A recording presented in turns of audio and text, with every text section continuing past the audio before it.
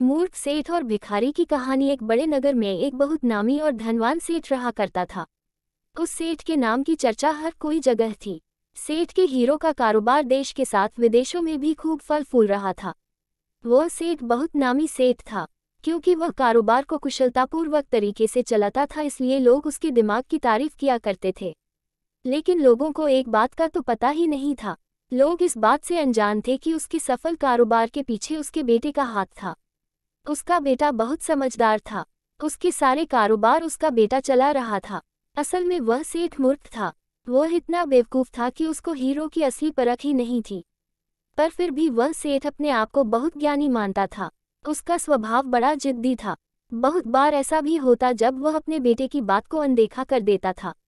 एक दिन उस सेठ की अपने बेटे से किसी बात पर लड़ाई हो गई। उसका बेटा उससे नाराज हो गया और अपने दोस्त के साथ जाकर एक बगीचे में बैठ गया। सेठ के बेटे का दोस्त उसके पिता की सच्चाई को जानता था।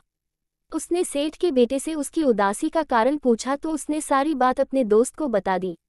सेठ के बेटे के दोस्त ने उसे सांत्वना देते हुए बोला कि मैं जानता हूं कि तुम्हारे पिता की प्रसिद्धि का राज तुम हो।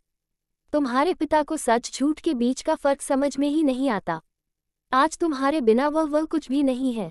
उन दोनों दोस्तों की बातें पास ही बैठा एक भिखारी सुन रहा था।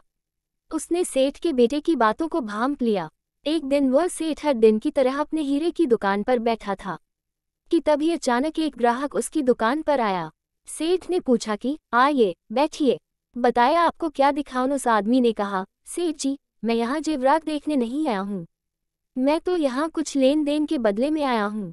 तभी उस आदमी ने एक पोटली खोली और कहने लगा, सेठ जी, मैं अपने परदादा के समय के ही कीमती हीरे लाया हूँ, आप इन्हें रख लीजिए ना। मेरी बेटी बहुत बीमार है, उसके इलाज के लिए मुझे पैसों की जरूरत है। आप कृपा करके ये हीरे ले लीजिए और मुझे पैसों की गठरी दे दीजिए ना। जैसे ही सेठ ने जगमगाते हीरे देखे वह उन पर मोहित हो गया। वह वजन में भारी भी थे। सेठ को वह हीरे बहुत कीमती लगे। उसने उस आदमी को पैसों की गठरी पकड़ा दी और हीरे अपने पास रख लिए। पैसे लेते ही वह आदमी वहां से चला गया। कुछ समय पश्चात जब सेठ का बेटा दुकान पर आया तो उसे भी हीरों की कहानी पता चली। जब सेठ के बेटे ने वह हीरे हाथ में लेकर देखे तो उसने अपना सिर पीट लिया।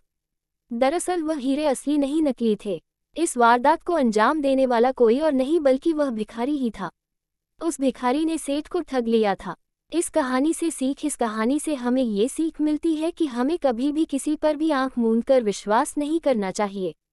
हमें अपने जीवन में हर काम समझदारी के साथ करना चाहिए।